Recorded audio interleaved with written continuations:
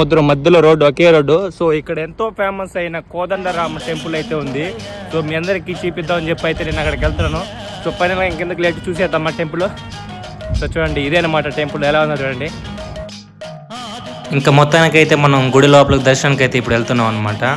ఇంకా చూడండి, అందరూ దర్శనానికి అయితే ఇప్పుడు వెళ్తున్నారు లోపలికి అయితే. ఇంక ఇది గుడి లోపల అనమాట చూడండి. సో మొత్తానికి అయితే మనకు దర్శనం కూడా అయితే అయిపోయింది. దర్శనం అయిపోయి ఇంకా అలా బయట వస్తూ ఉంటే మనకు ఇక్కడ బుక్స్ అయితే కనిపించాయి. సో చూడండి, ఇది రామాయణం, భగవద్గీత ఇలాంటివి మనకు దొరుకుతాయి అనమాట. బుక్స్ అయితే ఇక్కడ అవైలబుల్లో ఉంటాయి.